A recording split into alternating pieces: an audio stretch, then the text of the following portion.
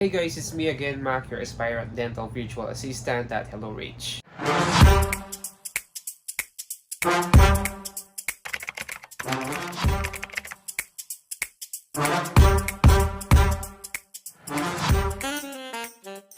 Dahil nakapasa na nga tayo sa 3 steps application ng HelloRich, which is the evaluation, qualification, at interview. Sobrang nakakatuwa kasi nga from qualification exam na hindi ko na-expected na makakapasa ako, down to interview ay nakapasa pa rin ako.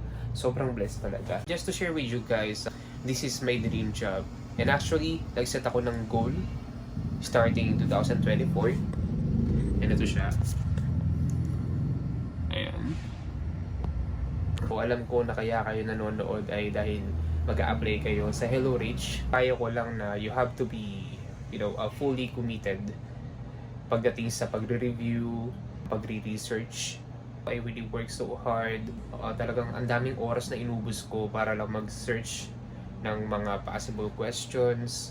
Nanood rin ako ng mga videos kung paano yung proper na pagsagot sa mga tanong during interview session. And to be honest, gumawa nga ako ng mga possible questions talaga at mga posible kong maging sagot. Kaso nga lang, hindi ayun yung mga tinanong kasi ang mga basic lang na pinaghandaan ko is, what's your strength? Tell me about yourself. Yung mga basic questions lang. Weaknesses, how do you handle stress? Yung natanong lang doon is, tell me something about yourself. Ayun lang. Tapos mostly is situational na.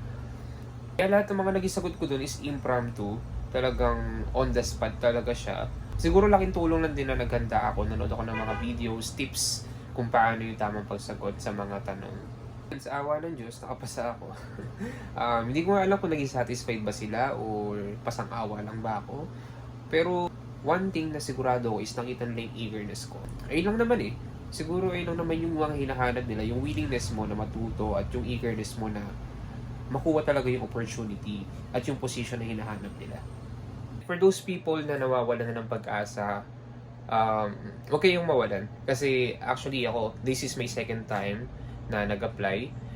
I applied way back 2 years ago pero wala pa akong experience nun. Kaya ang ginawa ko is nag-apply ako sa one of the BPO company here in Alabang. Yun, naging ako ng experience for about 13 months. And then after that, nag-jump na ako agad into virtual assistant. So overall, may ipapayo ko lang sa mga aspirant dental healthcare virtual assistant. Do your own research and huwag kayong mapapagod kasi all will be worth it naman once na matanggap kayo. Siyempre, you have to be ready physically, emotionally, mentally, at ang pinaka-importante ay financially. Kasi nga, medyo mahaba-haba yung pag-iintay mo at unpaid yun, including the training. Hindi ako nagkakamali, yung training ay will last for about 4 weeks. And then, you have to wait for another week, maybe 1 to 3 weeks para sa paghahanap nila ng client, pagmamatch nila ng client sa'yo. At lahat yun unpaid. So, you have to be ready on that scenario. Kaya ang daming tao na nasayang yung opportunity nila sa HelloRich kasi nga, due to their financial status. Kasi nga, kailangan na nilang kumita agad, parang hindi na nila kayang, mag-intay. Kasi syempre, they have a family to feed, parang a child to support, bills to be paid. Kaya, kailangan, once na mag-apply ka kailangan ready ka na. Mostly financially. Para hindi masayang yung opportunity. Kasi unang-una ang hirap mag-apply, tapos mag-backouts ka lang pag nasa training ka na. Diba? Sayang yung chance. So far, yun lang naman yung may papayo ko at mamibigay kong tip.